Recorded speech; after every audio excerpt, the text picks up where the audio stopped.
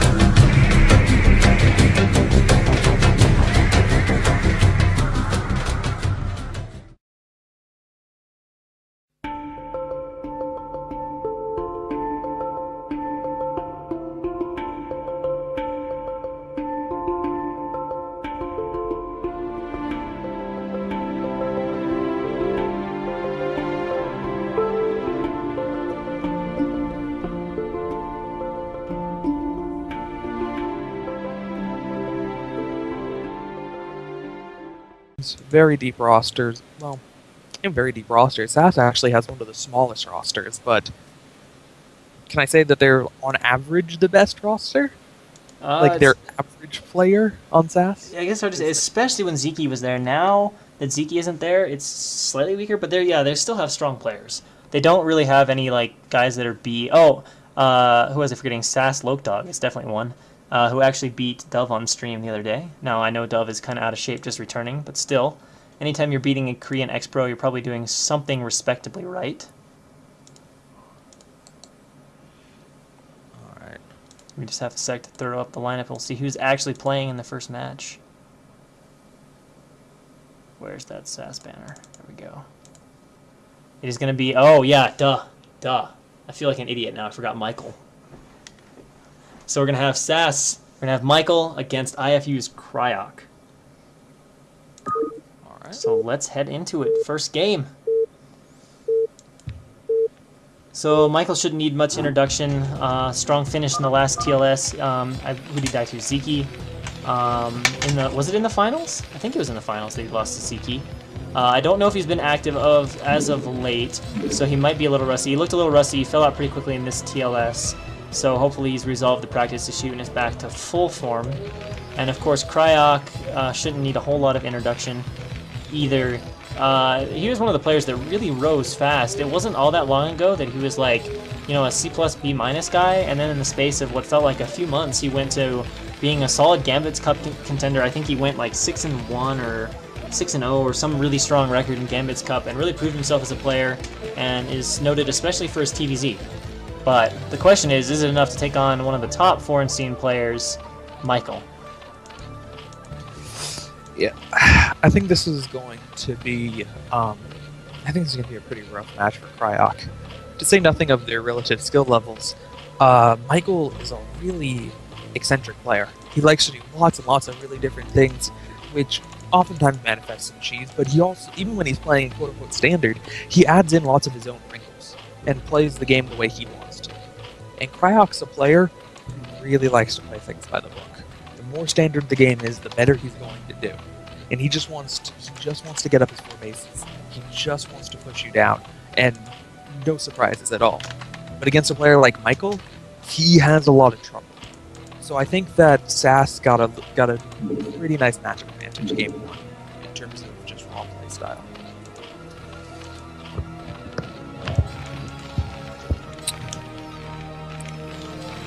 Um, 12 hatch. Excuse me. 12 hatch for Michael, and nothing out of the ordinary for the Terran player. Sending out his scout now. So, this will be a little bit weird saying week 1, because it's week 2, but this is the last game this is the last set between teams that haven't played so far. Yeah. What's a fortnight's 20 days, right? I can't say one I never actually learned. I don't know. It's either 20 or is it 4? I can't remember. I don't know. Someone in chat probably knows. I want to call this. I want to call this the last game of the first fortnight. Can we just break it up by fortnights? I'm a little concerned for this Overlord. It died last time, and it could die this time. Although, wait. Oh, never mind. Okay, Crack. Either just expected 12 hatch or something, because he just CC'd before Marine. So something made him confident enough to go ahead and do that. Maybe he just took a gamble and got away with it. I'm not actually sure. But either way, Michael looks to be playing pretty normal here. Just 3 hatch gas. So pretty standard opening so far from both players, and Crack gets the best possible draw. I mean, ideally against 12 hatch you want to just go ahead and CC before making any Marines, and that's what he did.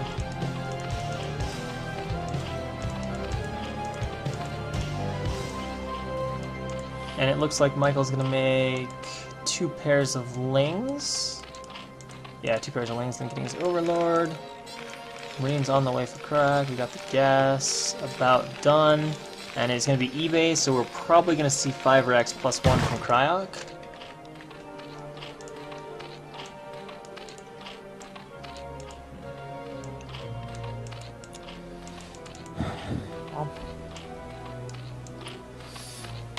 Yeah, it's definitely typical Cryok, just playing everything by the book. But as I say that, Michael is also playing a very, very standard game. So we're going to see a nice little micro battle between the Mutalists and the Marines once, presumably doing Mutalists, but almost certainly is. Once those do come out. Nice quick eBay for that +1. And this is typically where we'll see Cryok go for a nice big swell of barracks. He likes to go for that quick +1, quick, relatively quick armory, and then add on lots and lots of barracks. Go from 1 to 4, 1 to 5 in an instant. I think it's safe to say we'll see Muta from Michael, as there's no sign of a Hydra Den anywhere. So he's going to be going for the, I guess you could say, the classic standard Zerg opener, 3 hatch Muta. And I don't actually know. Oh, okay, I'll probably take this base where his Overlord is at now on the right side. I'll probably take that as a 3rd, as it looks like it's a pretty narrow choke that you can effectively block with 2 lurkers. Because I was going to say, there's not like a high ground 3rd on this map, I don't think, so I was a little curious, but that looks to be defendable by just a few lurkers. And yeah, there's the Spire going down. This is like match point in that way of it being a little bit unfortunate that Zerg doesn't have that safe third that you can defend with lurkers. The corner expos do have high grounds, but with 2 ramps it kind of defeats the purpose of being on a high ground. But those side expos will be good enough. Makes it a little bit easier if the Terran player's feeling a little bit risky and wants to scan and try to focus it down. It's a lot easier doing that on flag terrain than it is on a high ground, but still will be relatively effective with that small of a choke.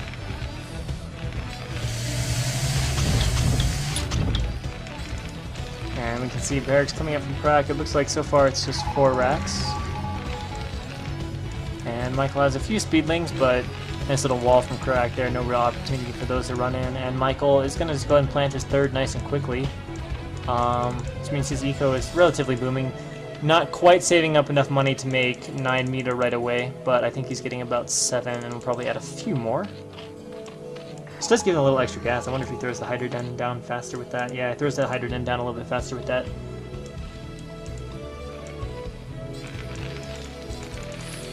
So, Cryok did get the very fast engineering bay, but did not build any turrets off of that, as he was expecting that Michael wouldn't be going for any fast mutas.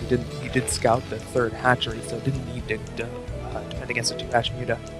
And now going to have them just in the nick of time, as well, that's Cryok's strength. He knows the timings. He's going to be able to get them at the very last possible moment to still be safe.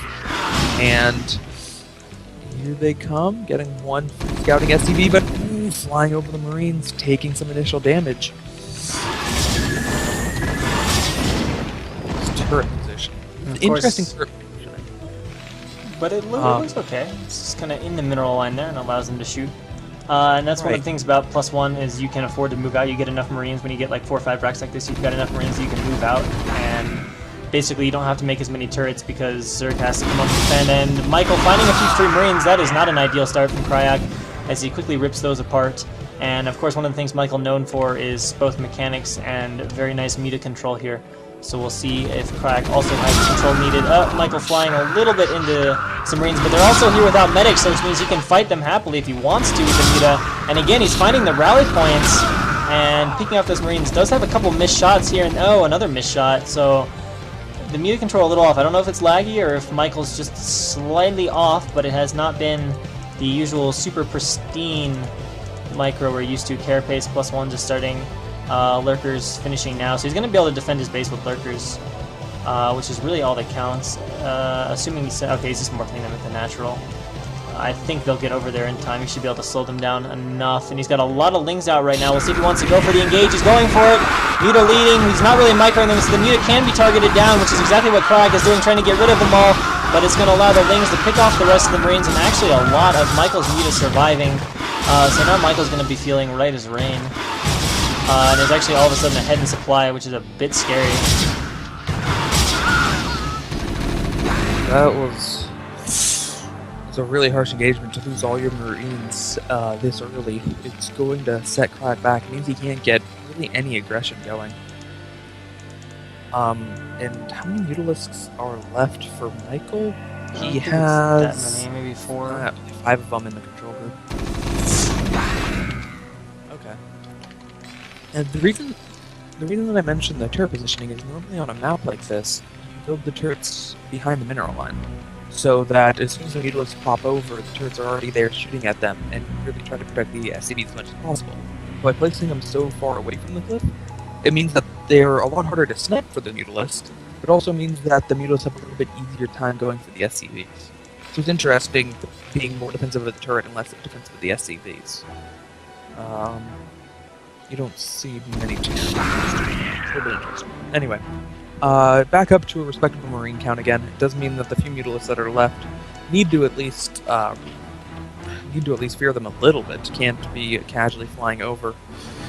And Michael just doesn't quite have the number necessary to really be doing any harass with them. It's an unfortunate number of Mutalisks. Like, if you had one more, if 6 Mutalisks, that's a good enough number to be harassing things. But 5, I don't know, you just kind of throw it in the army.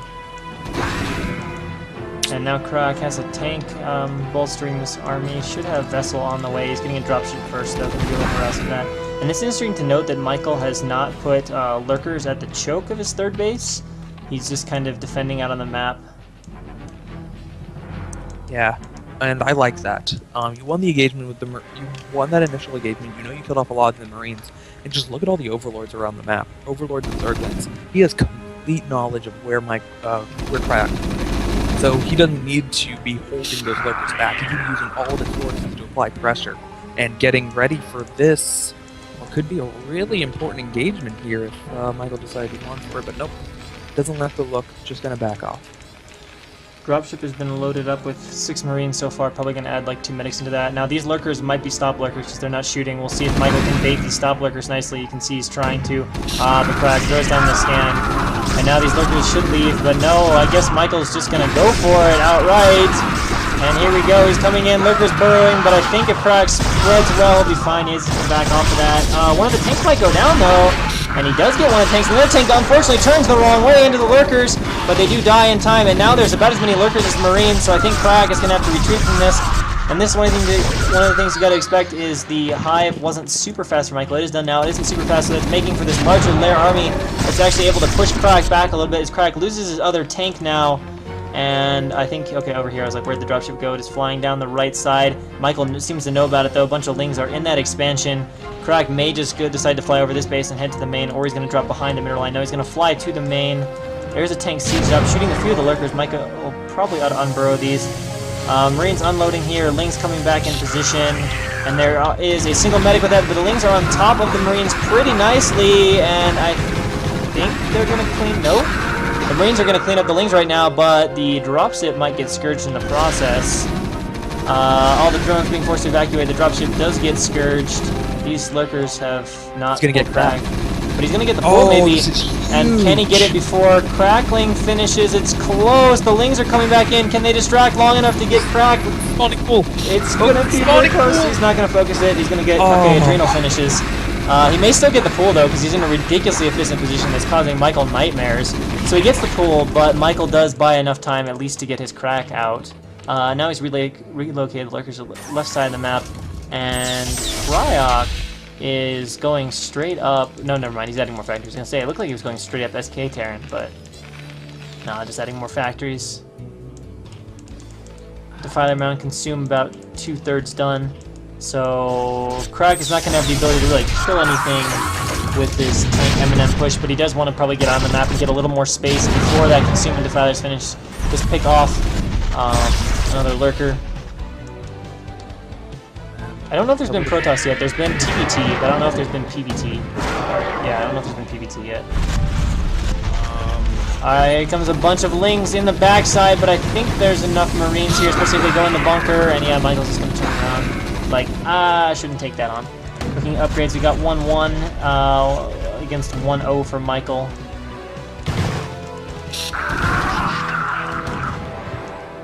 And Crack has murdered most of Michael's lurkers, which is not ideal. In fact, he's killed almost all of them now. More have been made the natural. Defiler's out now. Consume is done, and Michael getting a 4th base up. Crack's still on 2 bases, which might get a bit concerning here as he's about to mine out. In fact, he is mining out in his main.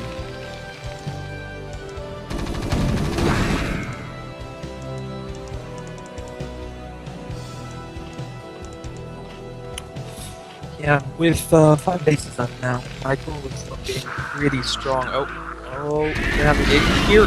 Nice radiation, and Michael's actually is going to go for this. He's just going to lose his entire army here. The sword goes down, but it's too late.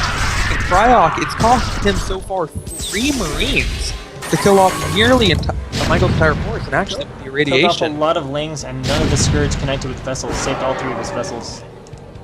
And now we've got Vultures pouring out for Crack with mines, which help deal with any possible obnoxious swarm-based counterattacks.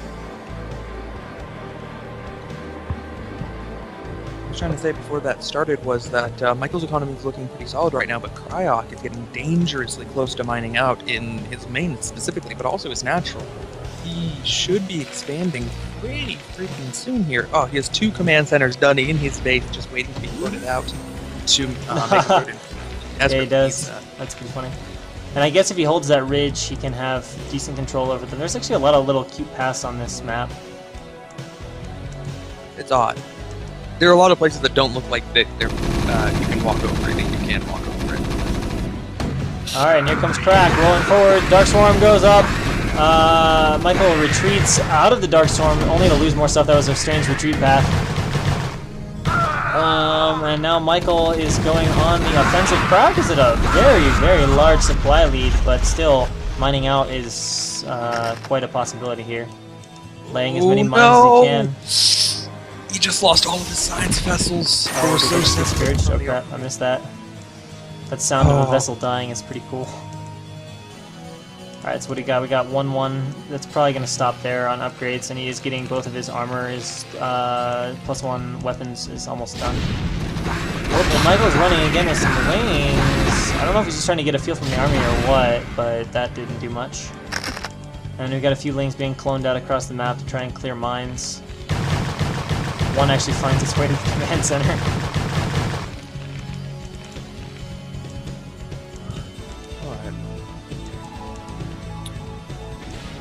So, getting 2 more bases is really not going to accelerate his economy very much, just because as he gets these 2 bases up, his first 2 bases are mined out, he's still essentially on 2 bases. But he is making the transition. Barracks has been lifted off. Oh god, oh god, oh god, Crack is running straight into lurkers, and he gets plagued, losing a lot of Marines. Okay, not that many, but now he's going to lose the rest of them probably. And Michael's going to push forward for a little more space, throws up Dark Swarm, lurkers burrowing underneath that, and Crack forced back a little bit. Crack now has the rest of his CC's up, so Crack back on OK Eco, Maynarding out a bunch of SCVs and beginning to get up a mech army. We can see there's some tanks back to the natural, some vultures, and he's got pretty good space control right now. I mean, Michael's really has less than half the map. Crack has more than half the map if you look at the positioning of mines and other such things.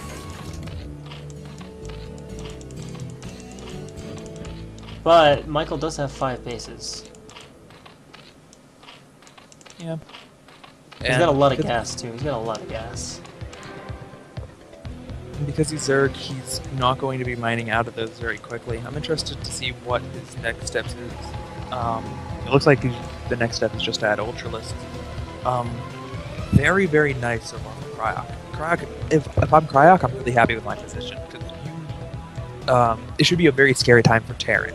When you're switching from bio to mech and your opponent has defilers up. That should be a really terrifying time. And he not only lived through it, he caught the better end of a lot of engagements. So I think he's going to be in a really strong position. Michael may have a really, really hard time as these tanks start rolling out now. And a vulture raid at the 3rd. The drone's completely undefended. He may lose every single drone at the 3rd. I don't know if there's much other... Oh, there's a Dark Swarm drop with lurkers going on over at Cryoc's 3rd. In the meantime, Michael's 3rd has been completely raided. And there's also a lurker behind the natural mineral line of Cryoc. So lurkers are wreaking some havoc. Cryoc is apparently not Maynarded away from either of these bases. And Michael's also dropped the left-hand base. So Michael's dropped everywhere at once with lurkers right now.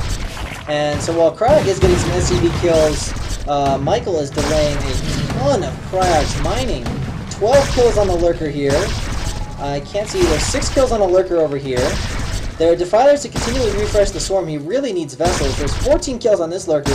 So in the span of, 10 seconds or whatever, Michael took out 40 or 50 of Cryoc's SCVs. Pretty devastating attack. And mining is completely stopped right now for Cryoc. Absolutely no mining going on. Yeah, that's really devastating. That was a really cool move. Bringing these overlords, and very specifically bringing 1 lurker, 1 defiler, and 2 links, so that he'd be able to continue to refresh them, so that he can delay mining time as much as possible. And that's a risk the Terran run, being on such a low number of bases with a high saturation count. The lurkers are going to do a lot of damage, and it would mean that if mining is shut down, it's just such a big cleared up. Crag is trying to mine with a lurker still alive. Michael tries to reposition it, but it's not in the storm. He wants the big shot, doesn't get it over at this base. And finally, mining these lurkers are cleared out. But man, that was a big delay. And he's coming back for more overlords loaded up with some wings.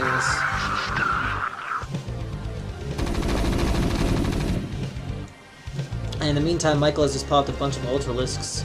148 supply against 147, so that really did not go well for Cryoc. But he still has a pretty big army. Remember, that's 146 supply after just losing quite a large number of SCVs, so Cryoc's army size is still very high, although his economy is not going to be as strong as he'd like. Get some Michael's 3rd, and once again, just going to be able to take out every single drone.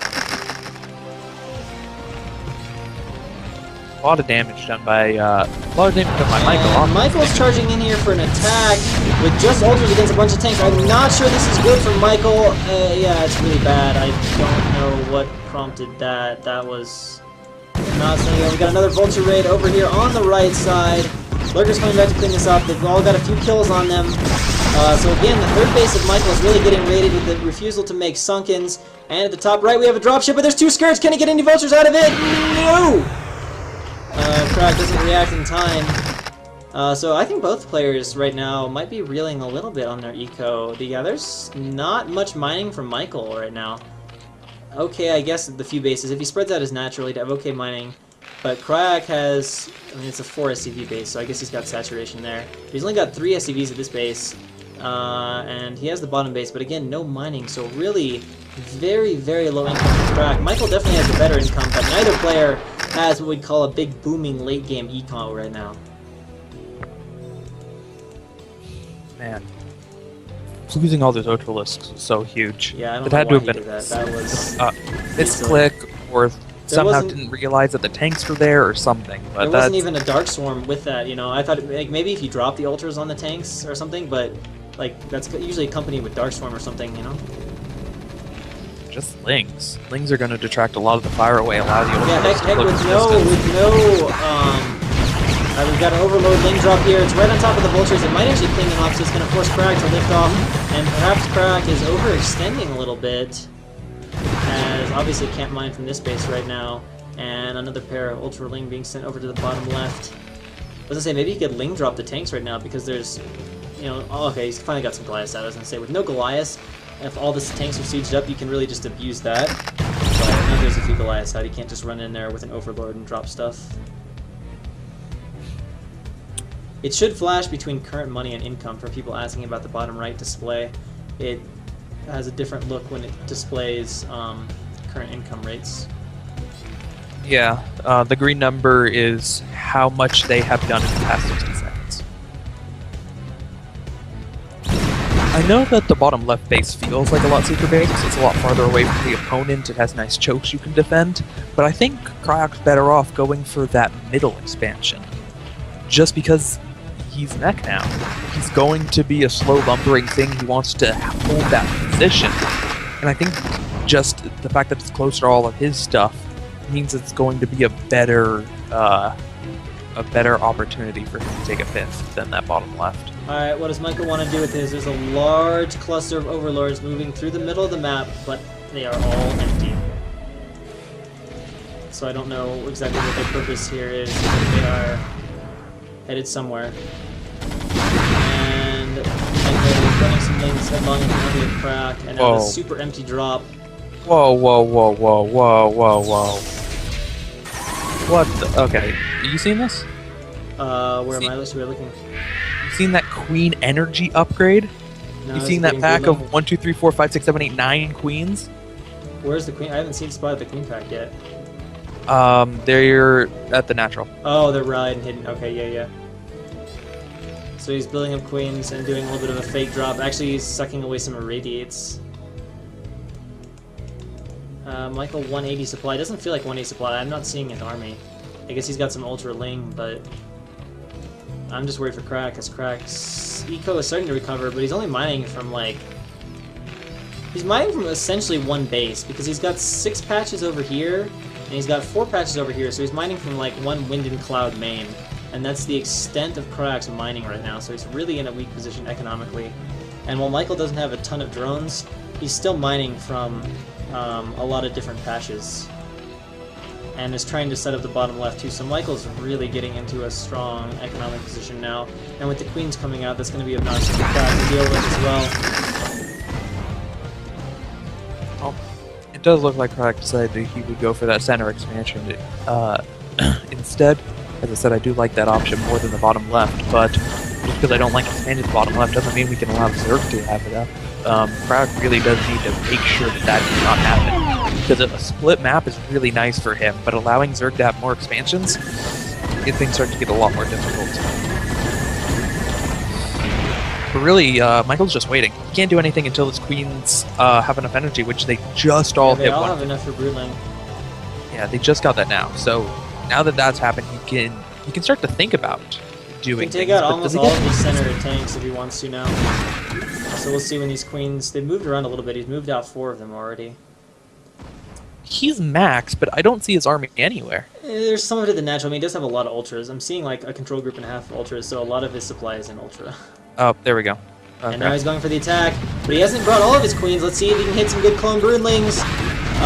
Yeah, they're pretty darn good. So here come a bunch of ultras. So the bottom base now is exposed for Crack. There's still a lot of tanks on the high ground, though. He's going to need more broodlings or Darkstorm or something.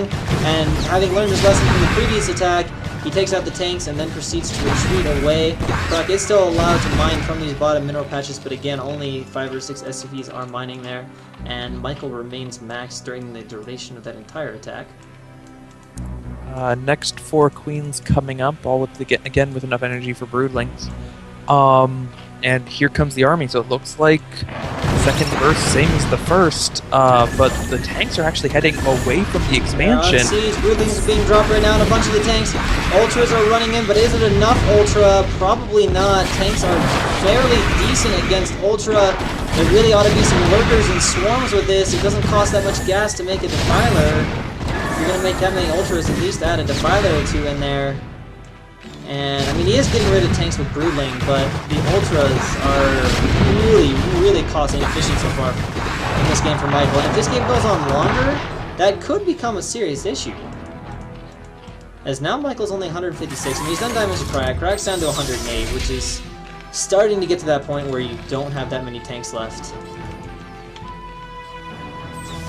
And it looks like Crack wants to push towards the bottom base of Michael, and this game is pretty tense right now. How many more queens does he have left? Okay, still got all his queens left, but they're a long ways away from having energy. They're only about 100. Michael is finding his bottom left base under siege. How is he going to respond? Is he going to counterattack the vulnerable base here in the middle of Crack, or is he just going to try to clean up the army outright? Crack is going up there. If he gives up the ramp, I don't think Michael can just clean it up. No, yeah, Michael decides on the counterattack route. There's only 3 or 4 tanks on the high ground. It is enough Ultra Link easily to bust through that. And he's not actually attacking the bottom base yet. Crack is...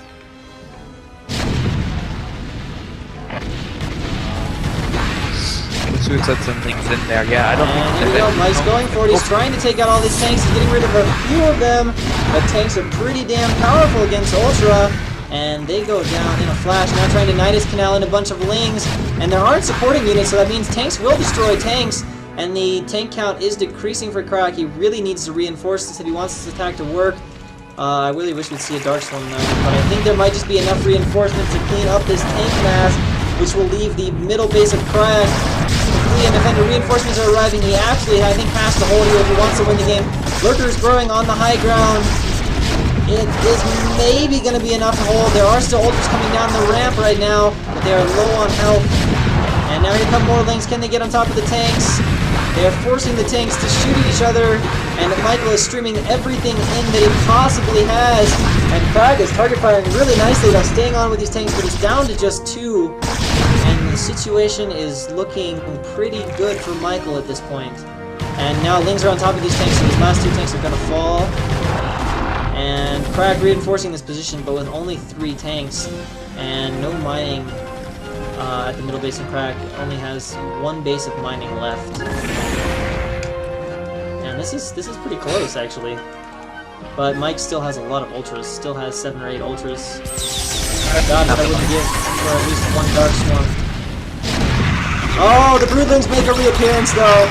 If there was ever a clutch time for it, it was now. Crack has no tanks left over. And with that, I have a sneaky suspicion Michael may have just sealed the game for himself. Yeah, Crack just doesn't have the money. He's relanded the command center, but no army to defend it means it's going to be shut down immediately. Here come 4 Ultralisks. Here comes a giant flank from like 3 sides. Units pouring in from Michael from everywhere. The command center is immediately lifted. The SCVs are being massacred. Not that there's a ton of them, but they are being massacred nonetheless. And Crack coming down to try and set up. But Ultra Ling charging forward. Is it enough to bust through the tanks this time around?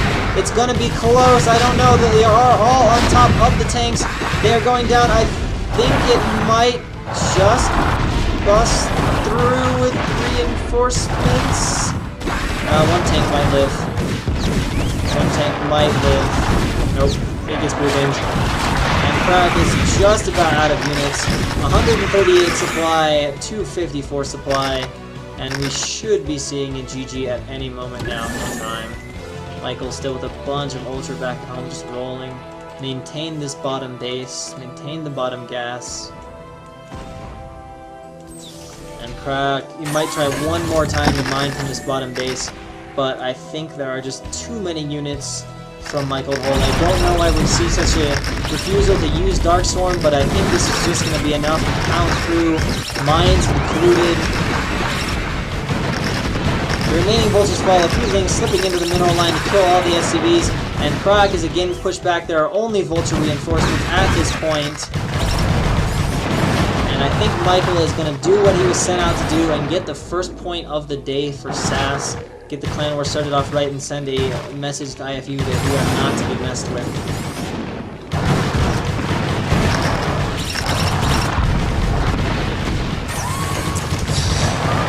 And there it is, GG. SAS takes the first match of the day. Man, that was a close game. It was a very close game. That really was close. Like, if Michael would have botched that attack at the bottom left, I really think there's a chance Crack could have won because he could have secured that base and been mining from there. That center expo, though, proved to be really difficult to hold. There are a lot of things that could have just barely changed that would have changed the outcome of that game. Yeah, there were a lot Smallest of points of which might have been just finishing off that the spawning pool. The first big turning point to me, though, was the swarm drops in all 3 or 4 mineral lines simultaneously. That was delayed. huge. I mean, it killed, like I said, it killed 30 or 40 ACVs, and it delayed mining straight up for minutes at a time. That was 2 or 3 minutes of no mining. Yeah, I don't think there's any way that Michael could have won that game without that level of, without some kind of economic damage on that order.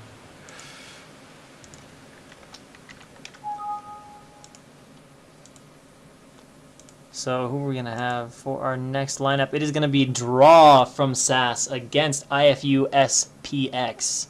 So guys, it's been a while. Draw has long been away from the scene, but now he has awakened from his slumber and has returned to play. We'll see what kind of form he's in. He's been playing a lot of Zerg on the IC Cup ladder. I don't know what he's been up to on Fish, but he is playing Protoss here, or so I'm told, by this overlay. And I don't know anything about SPX. That name is not ringing a bell.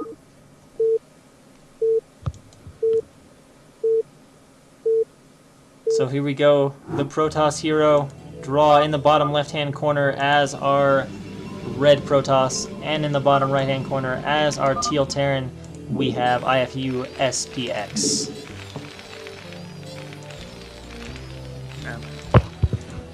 Alright. Should be a good match. Should be a good match. I like I like me some PvT. I like me some PvT between 2 high caliber players. And I like Coliseum. Should be an interesting map for this. Very open center means that Protoss will have a bit of an easier time finding engagements out in the middle of the map, but it also means that Terran can really easily lock in 3 bases, 4, 5, 6 bases. There are not that many turrets you need to control 6 bases on this map. So where Protoss will have an easier time on this map finding engagements outside, SPX just might never get the opportunity.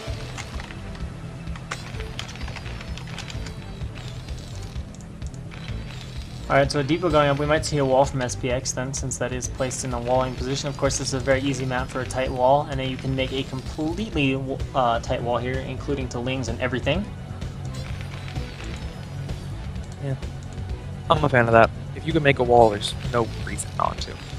It's just so good. If you can deny scouting information, that's great, but even if not, it's... I mean, it doesn't take anything to build the wall. And it's... could potentially win you the game if your opponent is cheesing.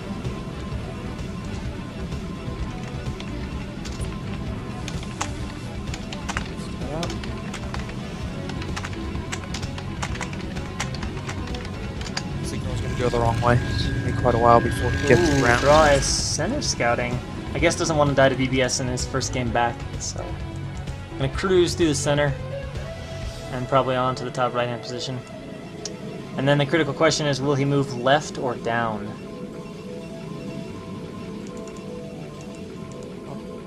SPX started the supply depot and then canceled it, so he does have his tight wall finished even before its supply depot is done. So where does he head next? Well, I guess it doesn't really matter either way though, because there's a wall, so he won't get any scouting information regardless of which direction he goes in. And the answer is going to be left. Or something, yeah, left. Gas is done. He's taken all of his SCVs off gas. A lot of times you take 2 off when you're doing FD, but I usually don't see all 3 off. I'll have to put them back on here at some point, because you need gas to get the machine shop, and you also... okay, never mind. He's got 1 background gas now. So he's at least going to have enough gas for the machine shop. We'll see how he has this planned out. I'm curious to watch this build from SPX.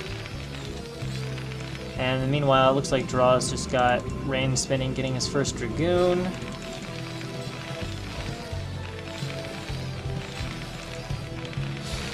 Alright. And SPX, oh, is he going to put down Command Center before shop?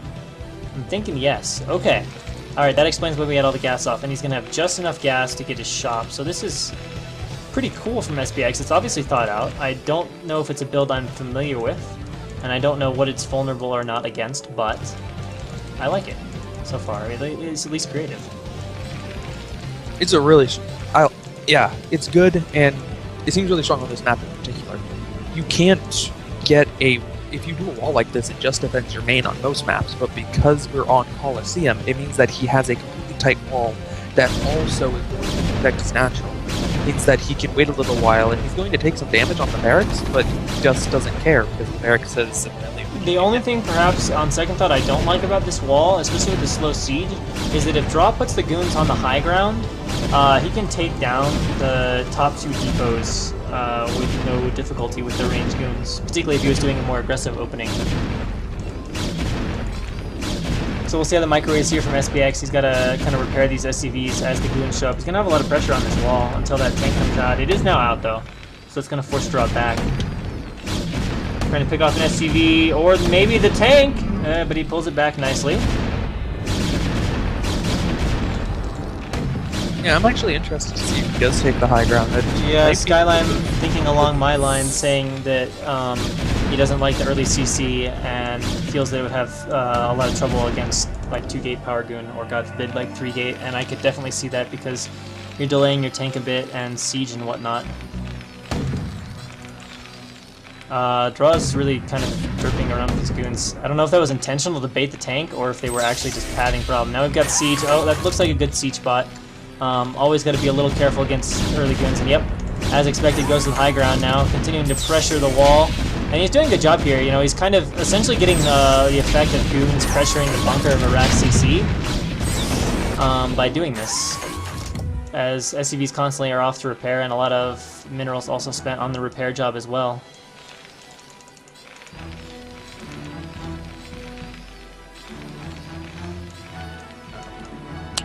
Skyline may have doubts about it, but I think, well, I guess his doubts are that it was unsafe, but since Draw didn't go power he didn't use the extra 200 plus minerals to build a bunch of Marines to put in a bunker, and got up a faster expo. It's going to be in a better economic situation than he was going to previously, and I don't think an FD would have done him a lot of good. That's what he really gave up here.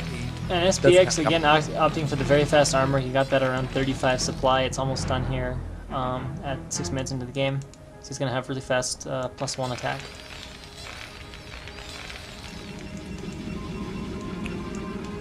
Something else he's not doing. Ooh, a Goliath. Really? Worried about shuttle maybe? But there's just obs. Yeah, there's the +1. It started now. I guess it would have to be for the shuttle because he only has a single Marine and he's not building any turrets. Just in case there is something, he doesn't want the shuttle to be able to just hover. Interesting, though. Oh, no. He's now getting the Okay, 2 Goliaths, 3 Goliaths, and the Goliath range upgrade.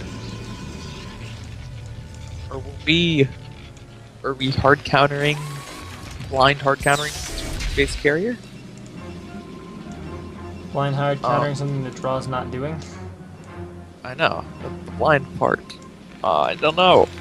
I understand 1 Goliath. I don't know if I agree with 1 Goliath, but I understand 1 Goliath. But 3 Goliaths and a range upgrade? This early? The shuttle, the OBS will be denied, but there's not scans, so can't possibly be for OBS denial. Yeah, you can't get the ops.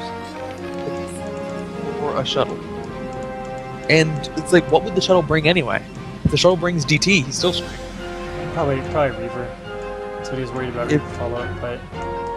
I guess? That's a really specific thing to be worried about. And now Draw moving out across the map with a lot of goons. Of course, there is no mines on the map, no vultures yet even, so he can move goons about as freely as he wants. And Draw heading to the top. I don't know if he's just looking for bases or what he's doing with this probe at top left. It'll be interesting to see.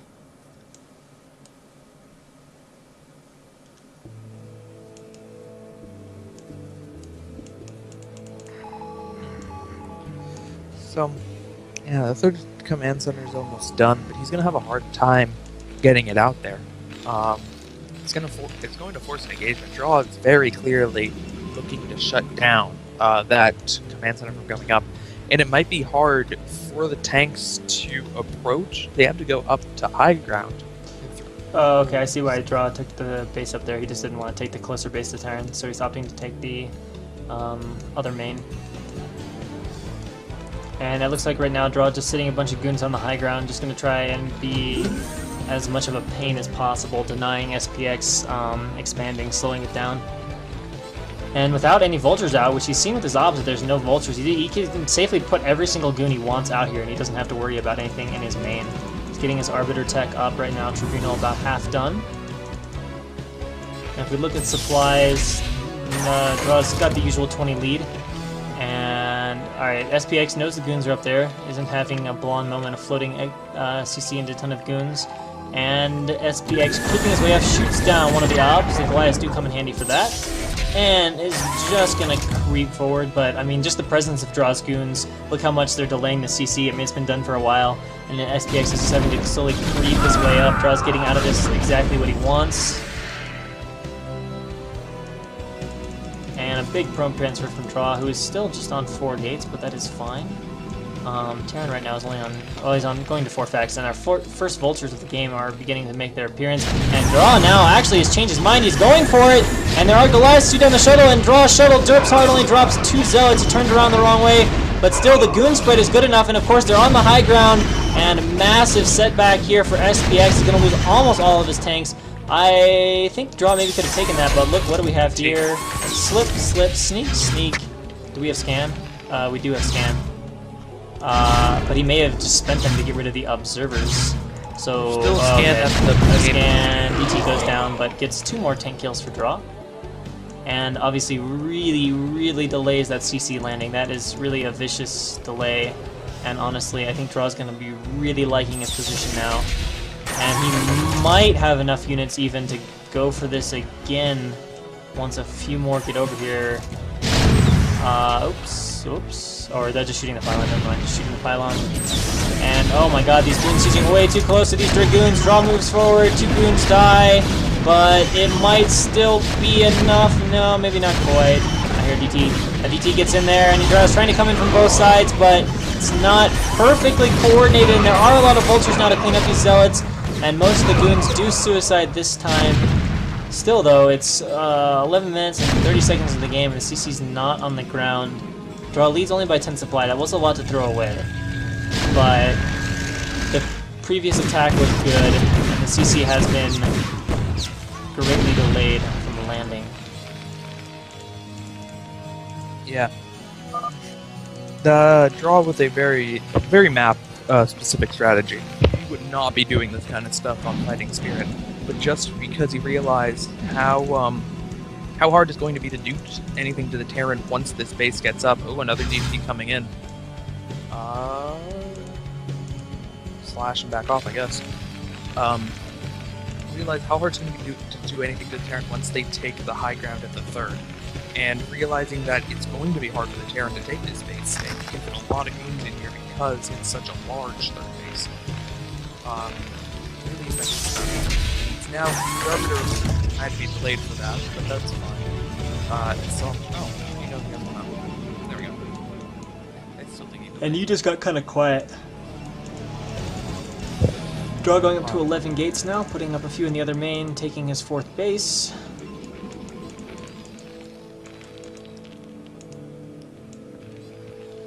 And finally we see the fact count beginning to increase for SPX, who is getting to 7 factories now. And sending a lot of vultures out on the map right now. One goon kind of walks into a vulture trap and dies. And Draw still has slow lots. When is the speed going to kick in? He's actually only just started the speed. But Draw's army nicely in position there to block off those harassing vultures. And everything is suddenly on seeds for SPX. Is he thinking it's time to attack? He does have 2-1. But Draw is 164 food. He's going to have 2nd Arbiter out right now. He's got enough energy on this Arbiter for a stasis. It doesn't have stasis research yet, though. It's about 2/3 done. Probably be done by the time SPX gets over there.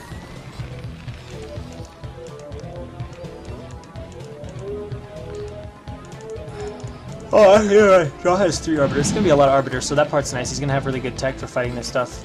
His speed lots are almost done. They're getting dangerously close to each other. DT... mindful? And we've got a 5th base coming up for Draw. Here comes the attack from SPX. Very large Terran army. Draw's army seems a little bit disorganized. We'll see how good the stasis are, though. He's got a lot. He should have more than that, right? Or neither of these Arbiters, no, they don't quite have enough energy yet. But Draw's doing a pretty good job with his army, although he's running out of Zealots. I think we'll see him back off here in just a moment. Or is he going to commit for this, waiting for another stasis to come on so he can stasis these back 3 tanks? Yeah, there we go. And Draw continuing to move forward. Now he is fighting mostly goons against vultures and Goliaths. Is it going to be enough to punch through? It looks like it is. Oh, great mind drag there. And yeah, that's about as good as you can ever hope to have a trade go for as Protoss. With Draw's reinforcements, he'll be able to clean this up. We can see that SPX is camping it. He wants to hold on to these tanks, but it doesn't seem he's going to have fast enough reinforcements to do that. And he is only on 7 facts still. And Draw trying to take out the recall. He's not target firing the tank, which is suddenly dematrixed. But lots more units coming down from Draw. And with only 3 tanks, I don't think the aggression, continuing the aggression will work for SPX. As there's just not enough reinforcements. Oh, there's a few more tanks than I thought now. But Draw is going again. He does have 2 stasis on these Arbiters, which is going to prove very effective if he wants to use them. And there's no vultures here all of a sudden. And it looks like SPX might be in the process of getting macrolled at this point by Draw.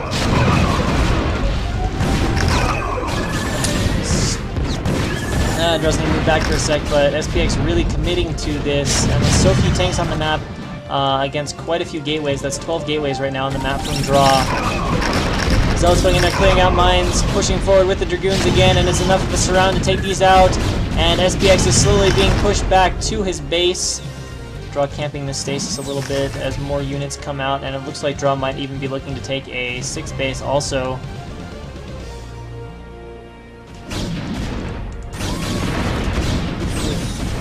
Really well executed by Draw, playing the third Terran for so long. But even after Terran got it up, it's not as if he got it up and then was even with Draw. He got it up after Draw already had his 4th. And now Draw has a 5th. 5 bases versus 3. And SPX is just not giving up the aggression. I'm really surprised by this. I think he has to go back and wait for a bigger army, but just leaving this small army out here to just kind of get eaten. And I think it's going to get eaten here in a sec. I thought so last time, but this time Draw's really regrouped. His army looks to be 3 or 4 control groups, and there's just 5 or 6 tanks here, maybe 7 tanks from SPX. I mean, the upgrades are good. Actually, they're not as good as I thought. I thought he was getting 2-1. Oh, Draw might recall, though. He's halfway to 3-2. He's got everything pretty clumped. And there's an Arbiter. We've got a recall. There's no mines.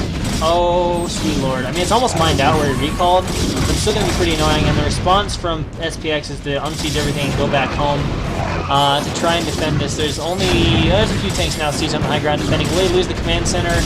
Probably not, but he might lose some SCVs. Although actually Draw's moving forward. Oh, he really wants to target down the command center. He's committing for it. Does he have a stasis to put down? It seems the answer to that is no. And now the Dragoons are struggling with everything. But again, he pulled SPX back. He didn't really kill with that recall, but hey, it just gives him more time. And that's more time Saspez is defending and not being able to take more bases. Although he does have a command center over here all of a sudden. And Draw has 183 supply, so pretty close to max now. Even adding a few Templar. This army and still has this Arbiter down here. He might recall again. He's got 150 energy. Did he switch the Arbiters out? What? Like, how? Here we go, another recall! This time 2 Arbiters brought in for this recall. He's got 2 stasis he can put down. 2 stasis. Is he going to use them, though? Is he going to use them? I don't know. So far, not yet. He might as well. He recalled the 2 Arbiters. Unless he wants to, like, continue the recall. I hope this recall lasts long enough to do more stuff. And this is being a very efficient recall. There's no tanks that have come back yet. It's just been vultures, and they've been almost completely donations. Now the recall being a little less efficient. These Arbiters don't quite have enough energy yet. But this vessel, I don't know why it has EMP the Arbiters. It probably should do that. Okay, one of the Arbiters at least getting EMP'd. And the other 2 are hitting. Yeah, he wants to recall more. Just do a never-ending cycle of recalls to win the game. And he might be enough ahead that that's going to work just fine. Yeah, here we go. Recall round 3. Recall! And this is really cool enough for SPX. SPX does not have the biggest army to begin with. It's costing him way too much. I mean, in terms of raw minerals, I'm coming out of these barely ahead, but it just doesn't matter for raw who has so many more bases. Really nice storm going off, hitting a lot of tanks. And he may clean it up yet again. I was going to laugh so hard. The DT brings the command center to 120 health. He almost lost the command center at the top base to a DT. Still going to lose it because he can't get an FTV up there. That's rough. There's only one mining base for SPX. You just can't make units fast enough anymore.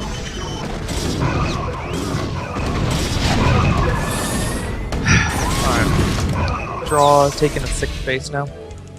And still... And he's got enough energy for yet another recall if he feels like it. Good. Does he have an army for it somewhere? Yeah, kind of. It's sort of spread out. He's got a clump at the top and a clump at the bottom. Oh, clump at top of your total. Wonder if he remembers that Arbiter down there. I don't know if he does.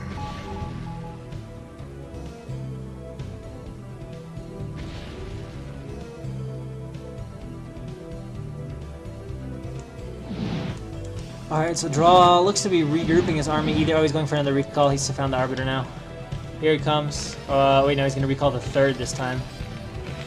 Recall right in the mineral line to kill all the mining. Recall! And recalls yet another Arbiter. Storms all the SCVs, so yeah, there we go. So much for mining. So now he's got 80 supply and no mining. He's going to lose the CC as well. Yeah, that should be GG for SPX. And there it is. GG. SAS leads 2-0.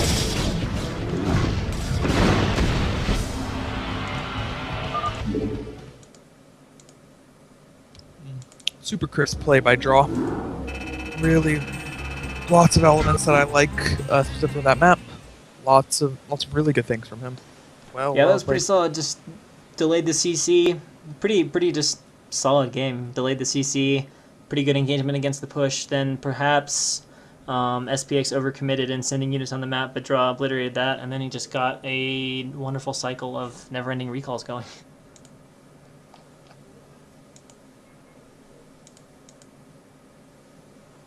I don't know. You're in channel OPSTL MVP. I'll give you one guess.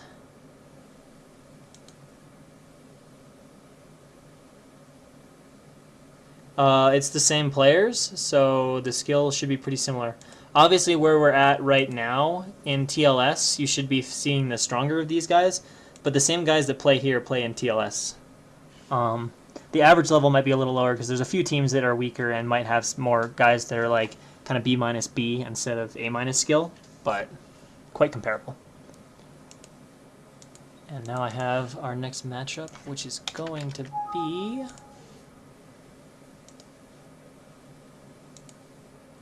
Julia. Is that Julia, like the Polish Julia, against Tama, who is formerly Reps? Yep. If so, I thought Julia used to be on LRM, but perhaps this changed to Sats to play on Outsider.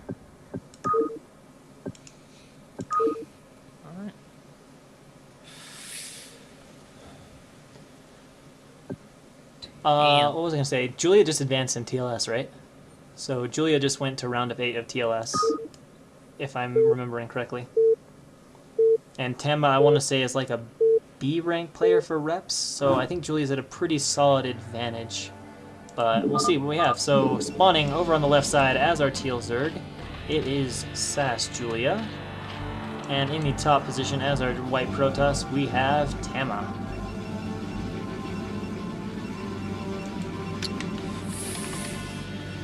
Alright, PVZ on Outsider. Huh. Okay.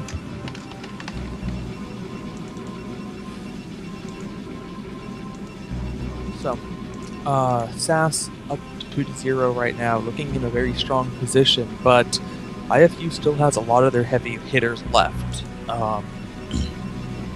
Still, I think they have pretty much all of their best players still to go, where Sass has used some of their best players. Michael and Draw, as you've alluded to earlier, not particularly active as of late, but still horribly, horribly strong players, have both in their own right been considered the strongest of their races at one time or another. So, but they really need to turn around here. Sass's roster is too good to think that iFU can go 4-0 down the road and close it out. So definitely should be looking for Tama, who using the Reps tag. Oh, Tama's not going to open Forge FE. He's going to open with at least a gateway. And Julia went overpool. I tend to see one base tech stuff on Outsider. This is not one base tech, tech. though. Nope. No for the 2K. Alright. Well, I'm gonna go 2-gate against...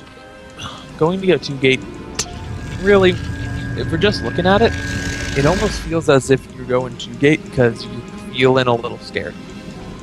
Like, 2-gate doesn't have any super big advantage on this map that does any other map. As far as 2-gate goes, this is pretty standard. I think the rust distance is a little less. This is going to be pretty nice, though, for Tama, as he's actually delaying Julia's hatch even further. And one hatch of Lings doesn't hold 2-gate very well. I mean, you can defend it, but you know, you have to be a little more precise with your micro or put down Sunkens, and it's just less larva to build drones at the same time. So the more he delays this hatch, the better this is going to be. And of course, if a hatch doesn't get down for long enough, it gets into a situation where you can't put down a Sunken, as you usually want to put down at least one Sunken with dealing with 2-gate. So that's going to be pretty nice for him. But there are Lings out. He's got to be careful if he's going to send his first Zealot out immediately. There's only 4, though, so a Zealot and a Probe can deal with 4 Lings. He's bringing a second Probe as well. Probably going to try to use the first Probe to block Sunkens. And now he sees the Lings are coming straight for his base. So he's going to have to go back, chill on the ramp, wait for his next 2 Zealots to pop out, and then he can move back out with 3 Zealots. Against the 12th hatch, you can move out after the first. And Julia is responding to this with gas. It's going to be a long time before the hatchery's done, though.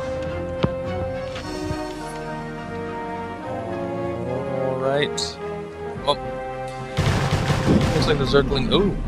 Managed to pick off the probe. Nice little move there, getting that. And the hatchery, I mean, the hatchery was significantly delayed, but Zealots haven't made any progress, now finally heading towards it. Are they going to be in time? As you said, it's very critical of whether they can get that Sunken up or not. It looks like the Zealots might be fighting without the Sunken there. There are 2 more on the way. It's It's a big question right now for Tama. How long does he want to wait for these zealots? This is really rough for Julia. He's unable to put down something. He's literally defending this with Massling. His eco is really bad. I think Julia's just going to go all in after this, though. Like, because he's made so many lings. I think he was hoping that Tama might overcommit with the zealots so he could get a really good surround and then just go on to wreak havoc at home. But I'm a little worried for Julia, who is getting... Wait, now he's got enough gas to do something, but he doesn't have enough minerals to do anything. He stopped gas mining at 160. Nope. Well, pushing a probe through up at the top could be for scout, could be for proxy. Have to keep an eye up on that. But yeah, both players building a lot of early game units, but no engagement yet. And pushing. Someone's asking what a Joker is. No, it's not a guy that's going to come out and build 2 Stargate Scouts on one base.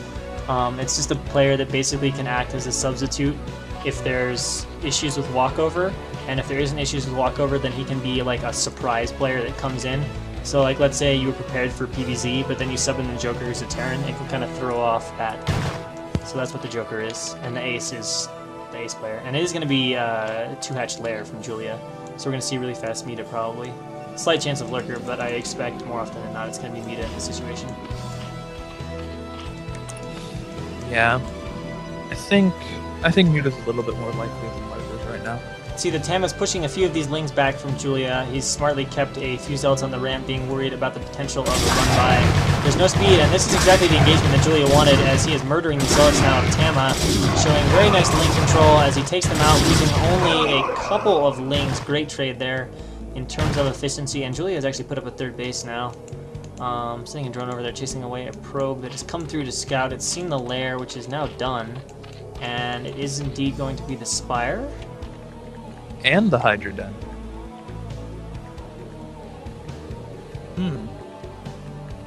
Interesting. So he's going to be getting both of them. I'm surprised he has the money to not be forced to pick, but he's going to, I don't know, a little bit of column A, a little bit of column B. Possibly just getting the Spire for Scourge, but I'd be a little bit surprised by that. Yeah, no, maybe he'll go into standard play, as he's still only on 1 gas. He's only got a Hydra Den. Yeah. Ooh, another really good engagement for Zerg here, picking off a few more Zealots, and another, and another. And this might be enough. Yeah. He's committing to it, he's close. He's going to get a surround on this last Zealot and take it out pretty easily. Probes are now pulled the drill, but the drill's slightly missing. Had the drill been a quarter second earlier, it would have been right on the money. A cannon goes up, probe's trying to block that. That is a lot of probe. Okay, he's going to be okay. Although Julia is sending a few more links up to reinforce this. Should pull the probes back. No, the micro is not good enough from Tama, but it's down to just 2 lings. But a few more coming in. The Zealots are really wandering around, though, taking a lot of hits. Unnecessarily. One Zealot's is going to run out on the map. And obviously this is never good because you lose a lot of mining time when this happens, when you're constantly drilling back and forth with probes. And 2 lings have snuck into the back and picked off a few unsuspecting probes. Pretty nice multi from Julia to be controlling lings in a few places. There's now a cannon up though to defend that, and a large reinforcement coming out though with a bunch of speedlings. And the mutas are coming out now. The Corsairs getting scourged. Zealot going down here and just bleeding Zealots. Tama is. There's more than enough Zealots though now to hold off these lings, especially with the support of that cannon, as long as he controls them nicely. But it looks like Julia might just run to the back expo, where probes in the back have been going, or lings in the back have been going to work. And there's only 1 cannon right now. Of course, there's only 3 Mita. But there's no cannons in the back expo, and only 1 Corsair. Things just picked it off. Oh, he's gonna lose the back nexus. That's not good. Looking like it. One thing going right for Tama right now is that he is getting a lot of Overlord pickoffs. Zerg's been supply block for a while, but he just built a huge pack of Overlords, so even picking off that one's not going to quite supply block him. And now he's just going to engage the Corsairs, recognizing the 2 Corsairs, not very scary, but now it's 3 and 3 Corsairs against 3 Mita 1. is not a winning fight. Julia needs to leave. Yeah. Julia, oh, never mind, it's you asking the questions. And alright. almost manages to snipe that assimilator, but not quite. So Tama will be able to continue to mine gas. The Citadel's done, but he hasn't. I don't think he has had the chance to research anything out of it or throw down a Templar patch if that was his ultimate plan. This harass right now is really effective. He still has a bad economy, but he is expanded. He has expanded. He has a third base. Drone's mining at it. He is stabilizing and really preventing Tama from getting anywhere in this game right now. Oh, engaging again with the Mutalisks. Picks up a Corsair though. Yeah. Oh. This is really scary for Tama. Tama's just going for it. Going to ignore the Mutalisks and just charge with lots. Oh, he's probably intending to bring the Corsair at some point, but he's got to be really careful if he does. Oh, he's splitting up his Zealots a little bit. Julia's adding a Sunken at least one of the bases, but not at this base. And unfortunately, this is the base that the Muta haven't gone to.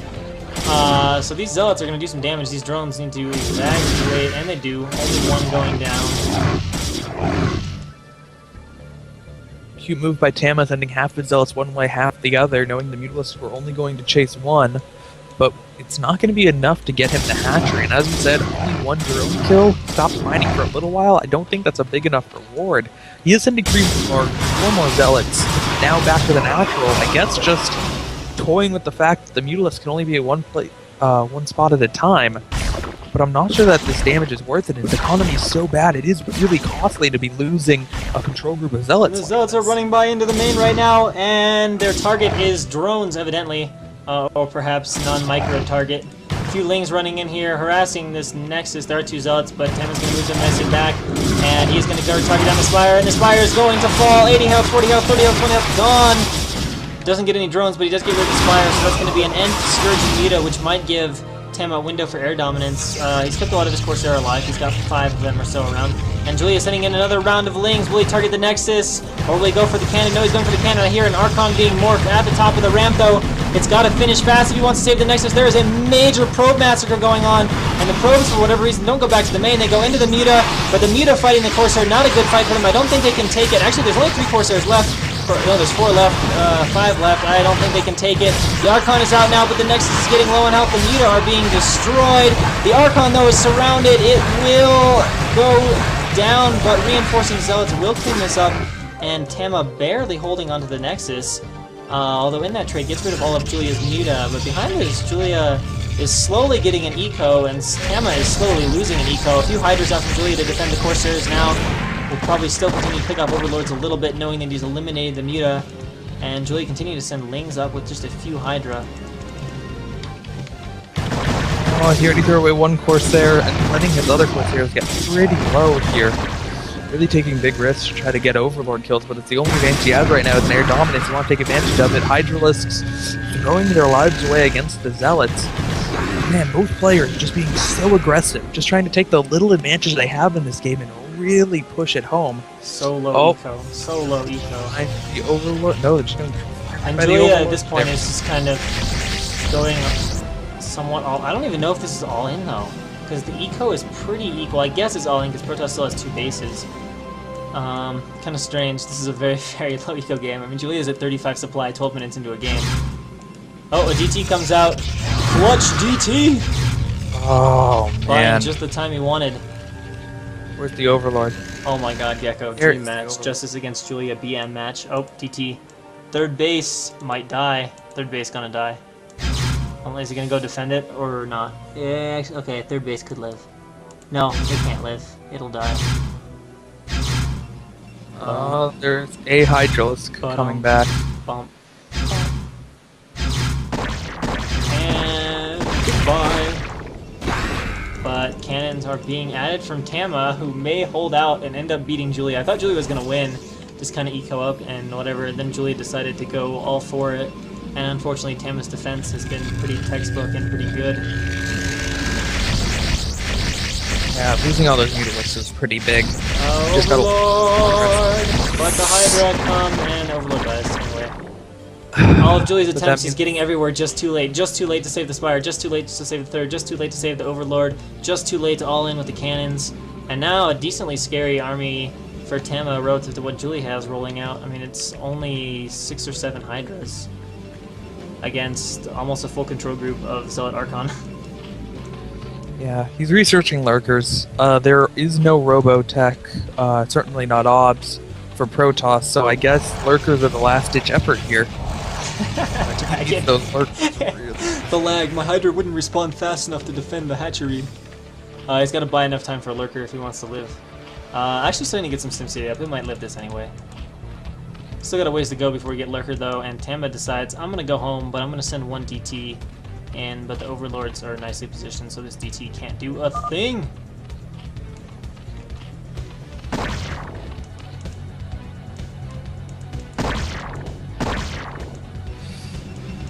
Alright. Well, he definitely bought himself enough time to get the lurkers out. Is there Robotech? He really does need those odds. He has Storm.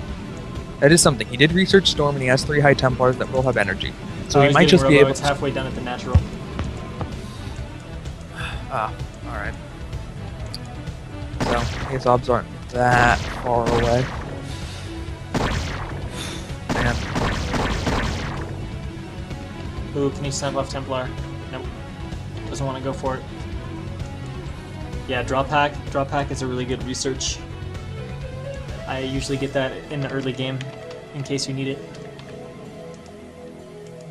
Backdoor expansion for Tama. Almost back up again.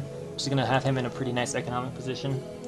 And Julia is in a really, really bad one.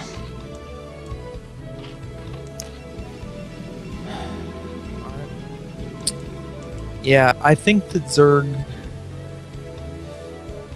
Man, it really feels like Zerg just needs to expand. Drop is almost done. So... Nah. Fuck it, too late to expand. Just go. Just go for the drop. All in on the drop. No speed. Of course not speed. That would be too easy to get speed. Just do it. Here we go. I like how he's picking up his units like inside of Protoss. Yeah. I don't know if that was inside. That was pretty close. It's really close though. It was pretty close. But here it comes. The cannon. The cannon. Alright, so he knows about it now. Yeah, he's not going to charge down the cannon. He's just going to park outside of range. Which not won't go do kill. anything because there's an OBS already out. Yeah, that.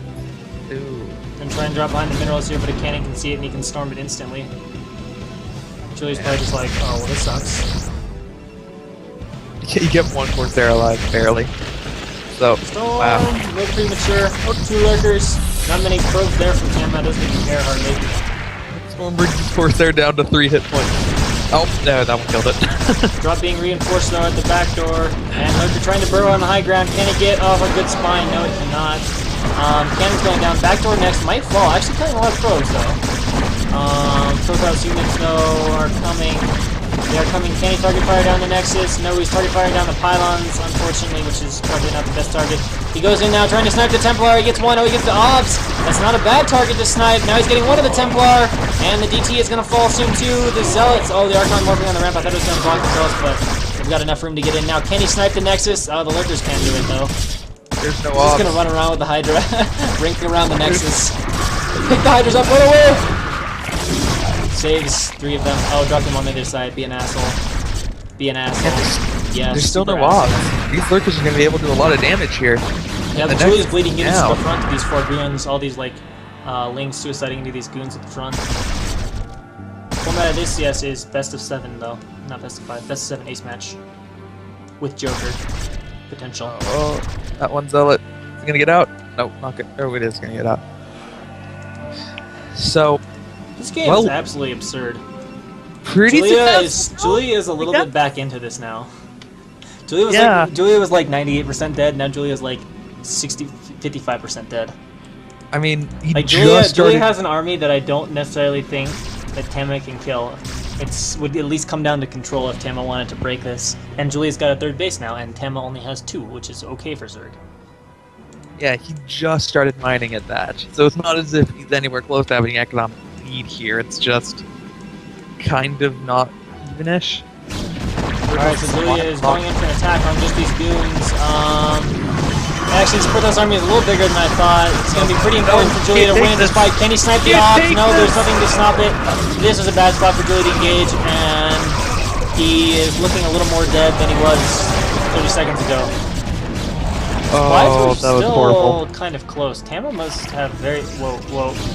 Oh. Lurkers above the ridge! Can they get shots off? They're going to get a few probes, but not that many. No, they're only going to get 2 probes. But there's a little more delayed mining time. Julia needs to make lurkers or some shit, though. There's a pretty scary Protoss army at his natural... Make Sunkens or something. I don't even know. Oh, Lurker's in the main mineral line. Only 1 kill, though. The Lurker's not doing much. And here come the goons. They're going to start targeting, firing down stuff. They're moving forward. Oh, but he snipes the Obs! There's 2 more Obs in the back, though. Not as dramatic as I made it sound. And I think that Tama is just going to muscle his way through, because, yeah, Protoss does that shit sometimes. Yeah, man. That one engagement out in the middle of the map. Oh. Yeah, that didn't work out as well as I thought. There were actually, I didn't realize there were quite that many goons, and all of a sudden I was like, oh, that armor's a little bigger than I thought.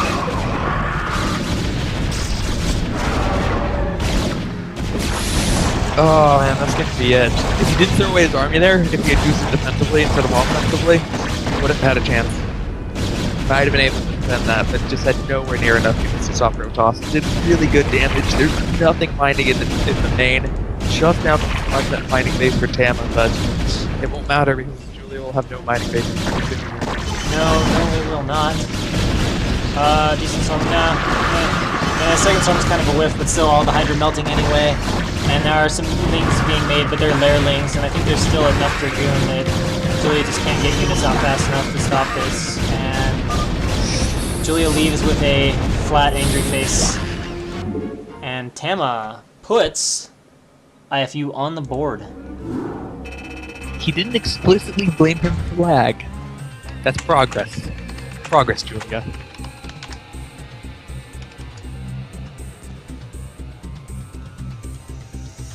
Man, that game was back and forth and back and forth.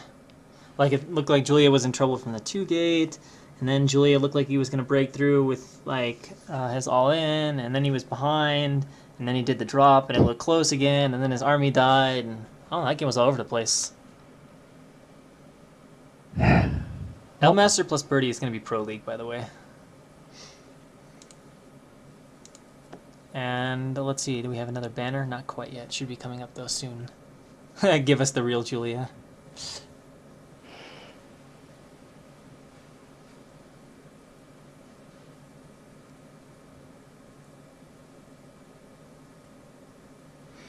I'm waiting on my overlay for the... There it is. Let's see who plays next. I wonder if we'll see Scan today. We did not see Fangzi from SB.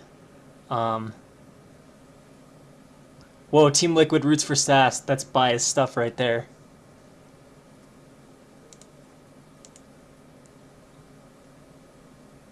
Team Liquid. Oh. Wait. Wait a sec. Oh, did I not rename it right, or did I? No, I renamed it right.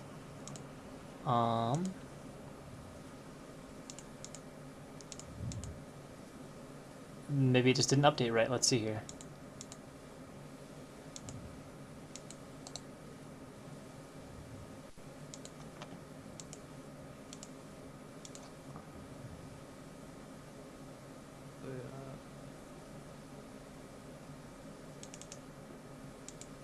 Okay, there we go. That looks better.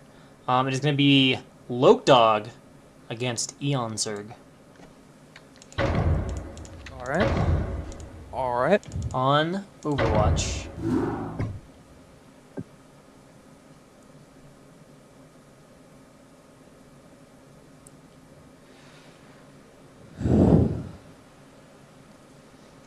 So Eon Zerg definitely favored here. I mean, Lokdog is not bad, but Eon Zerg is quite the beast and pretty active. He's played a respectable amount on Fish, and he's decently ranked on the IC Cup ladder as well. I think he's up there around B or B plus now. Or, I guess B minus or B. I think people are only at B. So in the top left-hand corner, as our brown Zerg from iFU, we have Eon Zerg.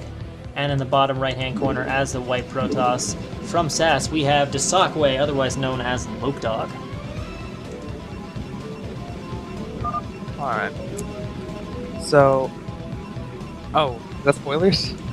The spoilers, there will be no scan? I have no idea. I don't know. Alright. Something that... Proxy hatch, baby. This drone is out really fast. Now it's being turned to bat. What the hell? I don't know what the hell's going on. A drone just like took the hell off, and now it's like, on second thought, I'm gonna go back home. So that's a weird start for Eon, and definitely gonna be a lot of lost mining. Is this meant to make? What is the deal with this drone? Is he gonna make like a hidden 9 hatch? I don't even know. Yeah. Maybe it's gonna be hidden 9 hatch. He has no minerals, so. And he just built his Overlord now at 9 supply. I don't...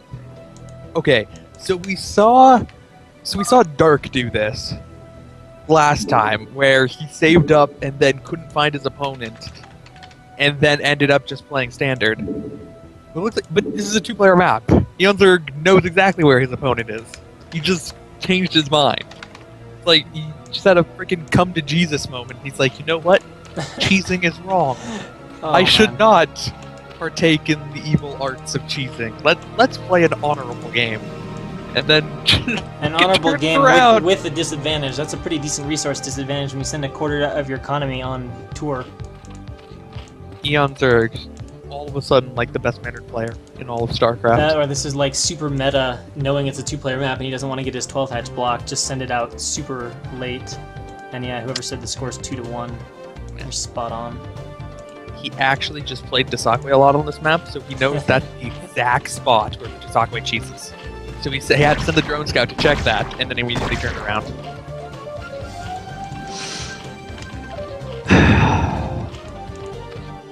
Alright, so he is at least going to hide the hatch.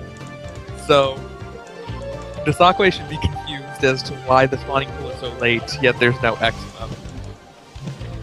Alright, so I think I mentioned it earlier, but I guess nice little fact about Lokdog if you weren't watching, he did beat Dove on stream. Of course that's PvT, and Dove is rusty. I don't know exactly how rusty, but still a win over Korean X-Pro means there should be at least some form here from Dasakwe, but we'll see how his PvZ is. And oh, let's look over at the hatch from Eon. Or Psych. This is the game of like, fake stuff. I'm gonna cannon rush you. No, I'm not. Decides on second thought that he's not going to.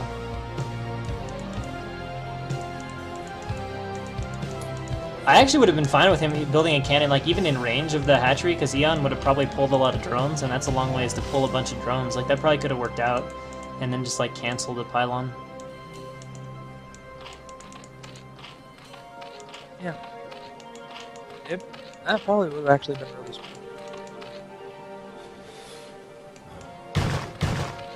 Anyway, I was going to say was that the thing that I've secretly always been most impressed about Lokdog was his Zealot.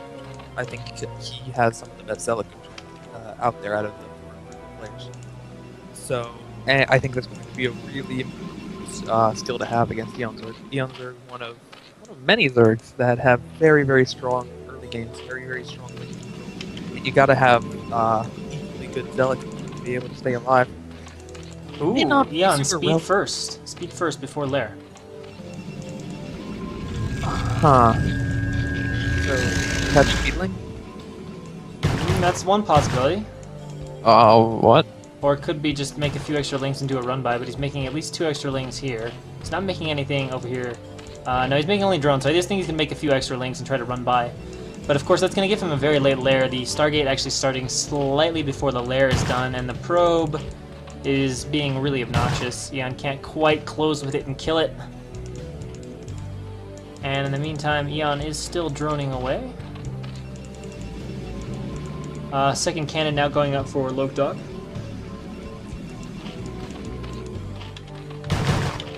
And he might finally catch the probe. Speed should finish soon, even if he hasn't got it by then. Needs one more little tap in the butt, and nope, decides to let the probe go. Overlord getting picked off by a goon that's been built by Dasakwe. Where's the Corsair? Corsero? Or no? Okay, there's Corsair. And now here comes Speedlings. 2, 4, 6? Wait, there's 8. I think there's 8. Oh, maybe there's 10. Maybe that's 10. Might be 10. Oh, well, he knows about it. He should just be able to block this off real easily. Here we go. 10. Eon threatening run by, but the block is 16. solid. So that's just going to be kind of wasted lings. Corsair about to finish. Spire is only just started, so should be able to get 2 Overlord kills with this bad boy. Kind of reinforcements. He's up to at least 15 now. He's a lot of speedlings. Oh wow, yeah. Okay, now I'm starting to think it's actually going to be speedling all in. Well, no, he's making a few more drones. Maybe he just really is hoping that the Stockway's going to run out, and then he's going to run in with a lot of speedlings. So Overlords are like, oh, hey, Corsair, how's it going? Should be 2 kills here. He's splitting them up a little bit, I guess. So there's not going to be splash damage kills. Might even get 3. Oh, you know, he turns the second Corsair back. Kind of going, that's a lot of lings. Enough to prompt a 3rd cannon, anyway. Yeah. I think that's pretty smart. And... Oh, and oddly, Lopedog is stopping his Corsair. He could easily had 3 or 4 Overlord kills there, but his Corsair has just decided to pause and freak out and do nothing.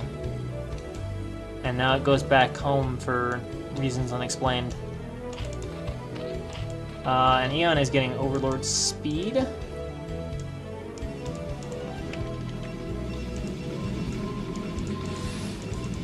Alright. So... I think what either player are doing right now.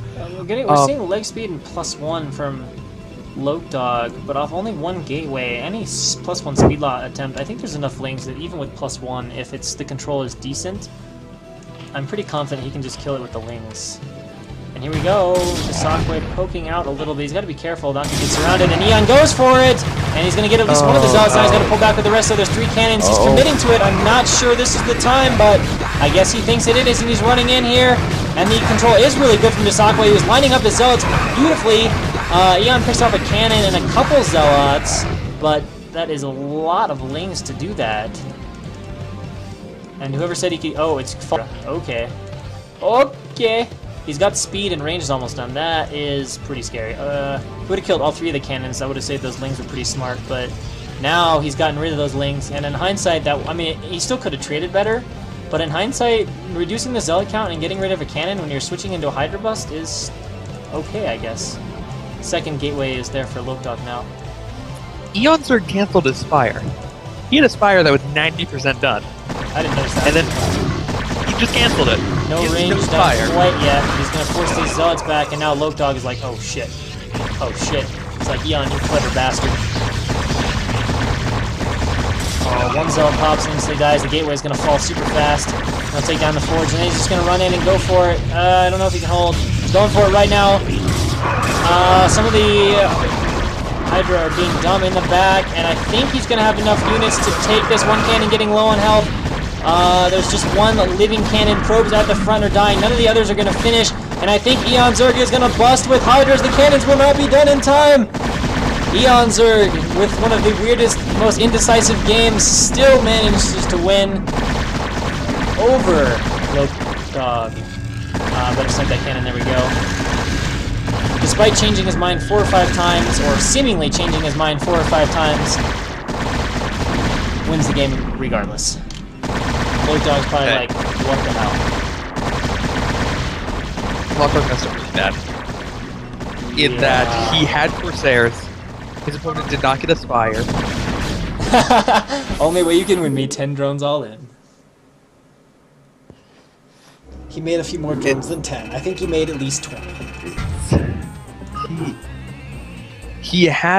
The Corsair ran away. Like, before he saw Scourge, before he saw anything, it ran away. If his Corsairs had just stuck around, he would have been able to kill off so many Overlords, as you said. He would have had perfect scouting information about all of that.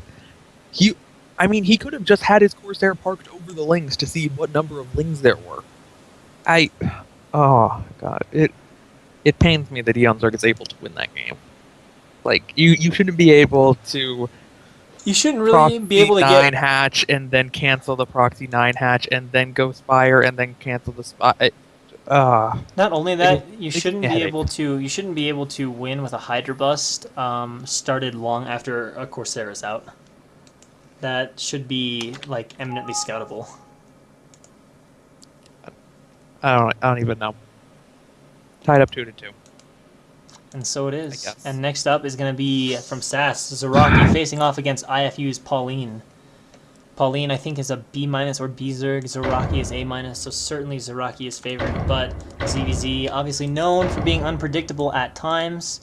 And it is going to be a ZVZ on Tau Cross, which brings in a little bit of potential positional imbalance, giving the Overlord scouting. One player will usually scout correctly, while the other player will usually scout incorrectly, allowing better optimization and reaction from one player.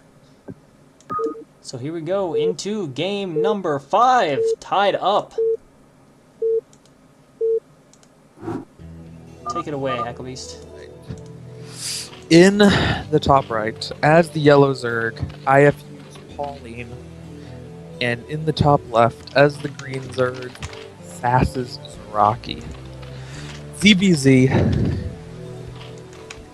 for being dominated by so many Zergs, we have not had a lot of ZBZ so far in these two casts. I think this is the second or third one. Anyway. So there's going to be Zaraki scouting correctly and Pauline scouting incorrectly. So already a slight advantage to the SAS player. Yep. Indeed. Alright. So interesting to see what they're going for. I haven't seen a whole lot of Pauline's games, but obviously Zaraki's been around for quite a while, and everybody is familiar with him.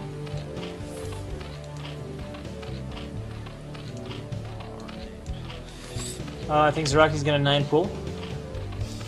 Yeah. So there it is, 9 pool. Followed up with gas or without gas?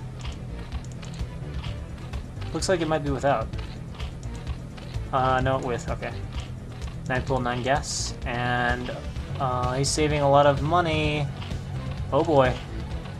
Oh boy. It might be a 12 hatch for Pauline. Yeah. Yeah, it's going to be... Well, he could still put down the pool. No, it's going to be 12 hatch. Okay. Situation is going to be very difficult for Pauline, especially since he's not going to be scouting, and Zaraki's going to be scouting, heading correctly right away. It looks like Pauline is going to make it in base, though, so that is a little bit better for him. That's a lot better for him. Oh, man. The choke's almost holdable. On Tau Cross? Maybe. Maybe. Small chance. Maybe, yeah. Small chance. I guess the good thing here is he can put a sunken... Well, maybe he can put a sunken in drill position that defends both lanes. The pool's a little bit late from Pauline, too. About 50 minerals late. And every second does count against this build especially. So that's not as good as it could have been. And Ling's on the way. Speed has been started, and of course there'll be a very fast lair as well for Zaraki. Gas also up for Pauline. Drone. Whoa! Oh, never mind. Oh, Pauline actually opted to drone scout, and he has seen this and immediately reacts with a creep colony, but I don't know if that creep colony will cover the outside left edge of the second hatchery. And what? Oh, what? He's going the wrong way. Okay, that's really nice. So Pauline critically is having some time bot for him, but the Overlord is going to see the creep at any moment here, and Zaraki should be turning around right now. Yes, he turns around immediately as the Overlord sees that creep. I don't want to reveal the whole map, though. And now streaming towards the base. The sunken will be done, so he's going to be safe from dying. But the question is, can he save the outside hatch? And the answer is maybe. Because he's going to have Lings out, and like I said, I don't know if the sunken covers the very left edge, but I think with 2 hatches, he's actually going to hold on and be okay. So then the only thing he's going to have to deal with is the fact it's going to be a much, much faster lair for Zaraki. Yeah, oh wow, okay, he can really attack that hatchery. So Pauline's just got to be careful and not commit. There's a good chance he can save the hatchery, though, as he is on double production. And we'll catch up here in link count fairly quickly. Pauline moves in, but he loses the link carelessly. Not a good start, but all he is trying to do right now is buy time. Zaraki, of course, cannot match the link production. And it looks like almost equal now. Speed has not been started yet for Pauline. He's got enough minerals and gas to do it. He's starting speed right now. Another good engagement from Zaraki. Zaraki's getting much better concaves, but the link count is beginning to close. Zaraki still has the mobility advantage, still continuing to pick away at this hatch. He's taken over half the health on it. It is going to be really tight on whether or not he can get this. We can tell Pauline is constantly forcing Zaraki off the hatch, and again Zaraki with a much better engagement I think Zaraki's only lost one Ling, and Pauline has lost several, and suddenly Zaraki's still maintaining the Ling advantage. This is not going Pauline's way, flipping back to Zaraki's base. I was trying to look for the Spire, but I can't quite get a look on it. There's too much happening here. There we go, finally a good one for Pauline, where he picks off a Ling of Zaraki, and Zaraki is going to be chased out and has to be prepared for the Ling counter of Pauline, which should follow. Fire's about 50% health. Right now, all that matters for Zaraki is trying to snipe that hatchery that's so low health, but he's just not going to be able to. He's not going to get it. Yeah. Spire's coming up pretty soon here. What kind of anti-air? I think he has to go Spore. Oh yeah, he'll have to Spore, no doubt. Yeah, but he's not doing it. And Zaraki is really worried about the Ling counter. He's putting down 2 sunken colonies. I think he realizes that, like, he wins. And Pauline takes the moment to say, basically, screw you, and he pops 6 drones. And that's without an Overlord giving vision of what Zaraki's doing, so Pauline just really confident. Whoa, Zaraki putting down, what the hell? We can't immediately cancel it, but 3 Muta on the way now from Zaraki. Things run in from Pauline. As I sneeze. Okay, oh, the Evolution Chamber's on the way now. Oh, maybe it will be in time. Like, the Mutalisk will get there before the Spore's finished, but I guess the Spores won't be killed. And those Lings, 3 Lings! The 3 Lings are gonna get the hatchery because he's don't Lings at his base! Oh, a huge move from Zaraki! Able to snipe that off, really taking away the major advantage Pauline had. Now Pauline just has drones. But Pauline does have a ridiculously greater number of drones than Zaraki. He popped like 6 extra and didn't lose any. But here come 3 Muta and... Oh, the Spore... Okay, the Spores are done. Situation's okay, he's gonna lose an Overlord. Of course, now Zaraki has air dominance. He can actually take this advantage or this time to expand if he wants, given his Muta air dominance. Although Pauline is also popping a few, but off 1 hatch, Pauline can't actually catch up in Muta count unless Zaraki makes a mistake like that. And suicides Muta into the Spore. Welcome to foreigners, not Koreans. Oh no! Oh, okay, there's gonna be Muta out though. But this is, oh my god. Pauline, why? Not good. It's gonna be a dance of Muta, but there's a very strong chance he can kill the Spire. Oh no. Of all the matchups where building placement is important, but there is a Muta counter from Pauline, and Zaraki has no defense there, popping a Muta and a Scourge, so we're going to trade the Spire for hopefully most of Zaraki's income, and drones are definitely going to die from Zaraki. He's got to get that Spire. It's got 62 health. He's got to go back and finish it off. He's losing all his drones, though, and sending in... no!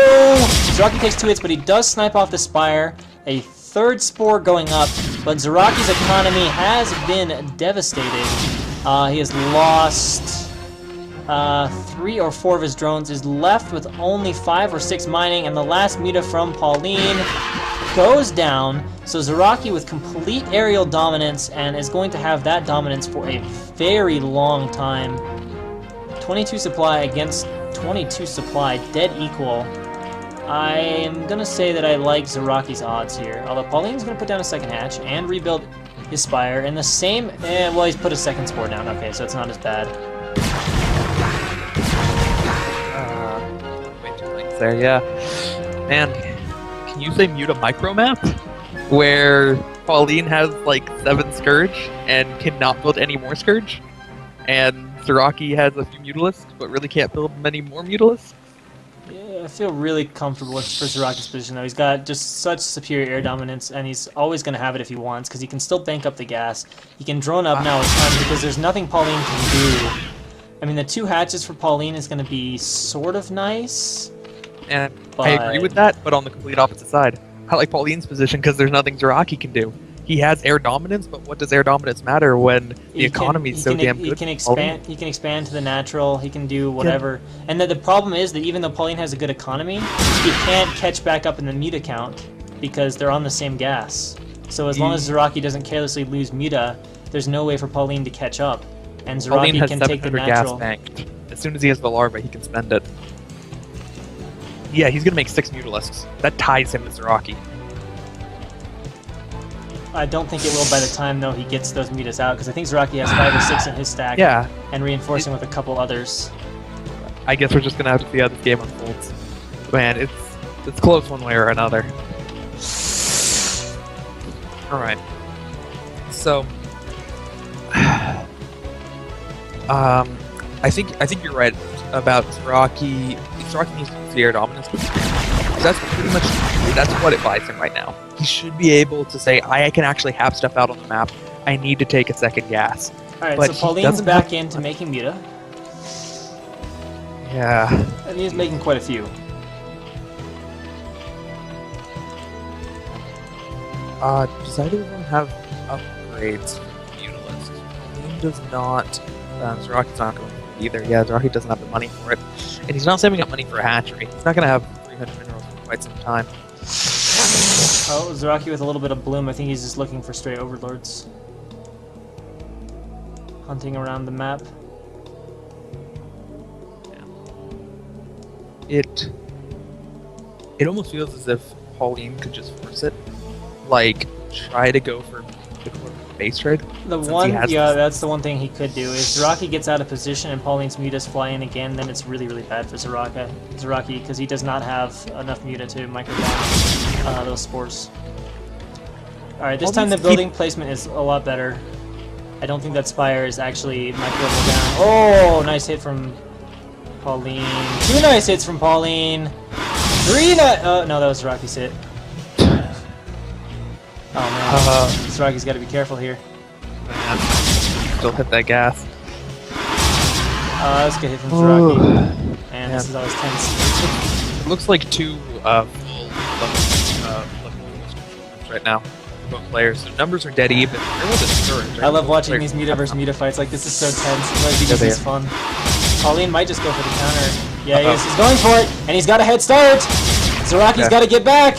Zaraki's got to get back, so he denies the gas for a little while anyway. Yeah. But there's going to be a lot of dead drones from this. The question is, does Pauline suicide a lot of Muta in the process? Oh man. Zaraki is immediately hiding his drones. He's going to show up and there's going to be no drones. Does he know which way to go? Or is he going to go the wrong way? Or is this actually going to save him the drones? I don't know if it was actually smart, but it worked fucking great. He saves all the drones and now Pauline has to go back home. It was so good. Thought maybe the drones were back. Oh my god, so many skirts going off. Pauline committing to the fight here. This is not the place to do it. Immediately blooms the Muta, and it seems that Zaraki is out of chase range and is actually only going to get no free Muta from this. So wow. Back in though, but Pauline to try did to take find a lot of those drones. Rocky didn't bring them back immediately, so he's still not mining. It's Mutalisk right now. It's 2 against 1, but no drone blood. I see. No drone blood. Of course, gas mining has resumed for Pauline, who's popping a lot of lings as well. 35 supply for Pauline, 39 for Zaraki. Pauline still has the supply advantage, and that supply advantage is all in the drones. There's a drone here that could be sniped. It could be sniped. It's vulnerable. He's not going for it. He's just sitting on the creep, running into the spore. Okay, he's not running into the spore colony now. And again, going for the gas, picking off a few lings. And now Pauline cannot engage with these Muta. He can harass with them, but he cannot engage. And yeah, Pauline has way over-droned. He's got 1k minerals, but he doesn't have the Muta count, so he can't expand anywhere else. Really interesting for Zaraki going for the Evo. I don't actually know. Zergs that are in this position, I don't even know how you spend your money. Just make more hatcheries and make mass lanes, and just try to let them take out the Sunkens while you come in with the Muta? I don't know. Oh, Overlord in trouble.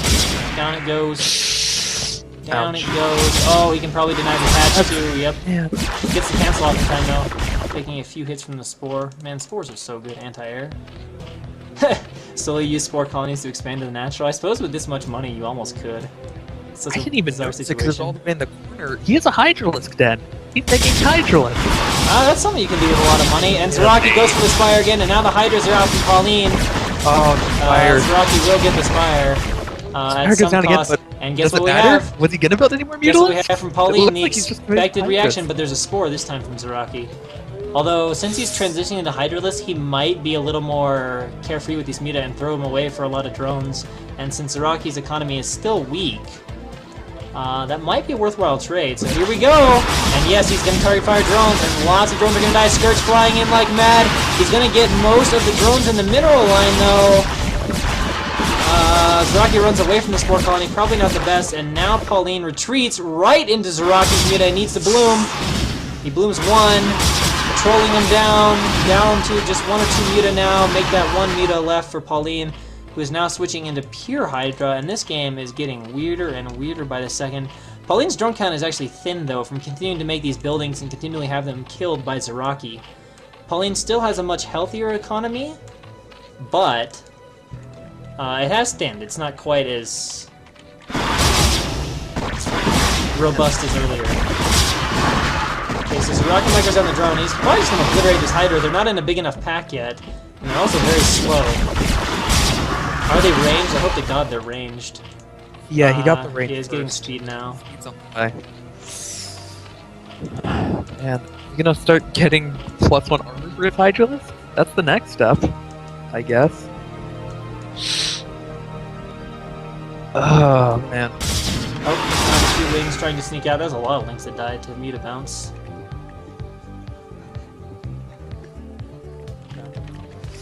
Pauline went for a really big gamble on those Mutalisks attacking the drone line. He knew that a lot of them were going to die, but I'm sure he wanted to get through the match. Looks like the Spore Colony from Zaraki was a really good idea. It was a risky idea, just considering how he has such a small economy and he has to invest so many drones into it. But paid off for him really well, and he's now in a much better position than he was, in my opinion. Oh, you can't afford to move the Hydralisk like this. And now these he's drones... losing drones because they're going... The pool appears to be slightly messing with the gas. I saw a drone going behind the gas. And again, Zaraki's going to take down the gas. True Touch, I think, because he felt like he had a bunch of extra overmins and Hydras would allow him to spend that while getting a formidable army against the weaker economy Mutalisks from Zaraki. Oh, Lings! Lings! I don't think they can deny the hatchery. There's 3 Muta already left back at home. One Muta picking off the rest of them, so yeah, the defense from Zaraki is solid. Yeah. So...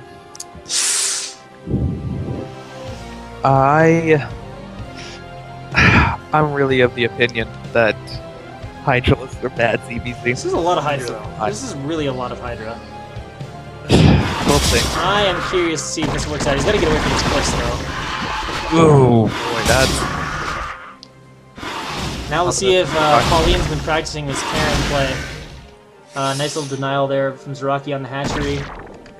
See if he knows how to micro Hydra against Muta. Pulling them back into tight little groups when the Muta come in. This is not typical micro for a Zerg. Oh, another one goes down. He's going to really thin this crowd. Zaraki's Muta micro looking solid. I don't know if he's going to be that scared of these Hydras. He's just picking them off like so easily, it's not even funny. And the Hydra is just getting thinned, and this attack is not looking good. There's almost equal Hydra to Muta. If he gets down 4 or 5 more, especially with the reinforcing Muta, he's just going to A-move and win this fight, which will give him a huge advantage. A few Lings running in there, but Zaraki has some Lings of his own out. Pauline is continuing to reinforce this, but I just don't know if there'll be enough. Now some Lings coming in as well. Hydra Ling aggression, and Pauline leaves the game.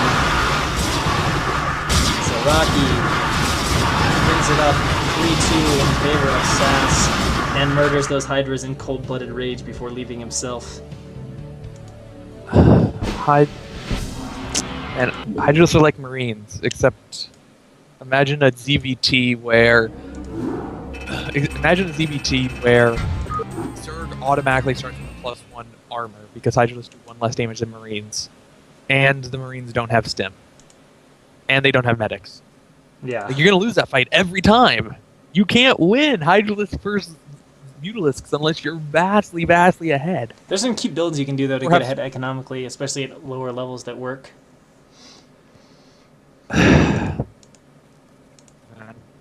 I think Pauline had some options that game. I don't think Hydralisk was one of them. He went for it. It didn't work. Such is life. Life is cruel. Pauline is a B- or B player. I can't remember which.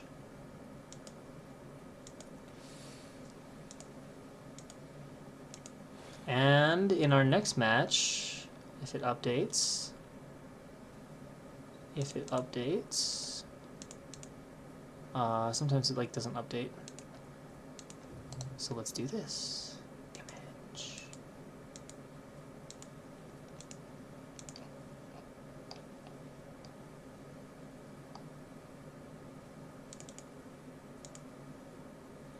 Wait. Yeah, it's saved. Okay. So why is it not updating? I guess we're just gonna have to find out. I guess we're just gonna have to find out as we go in game. It's gonna be on. Oh, I started without you. Oh no, never mind. That was okay.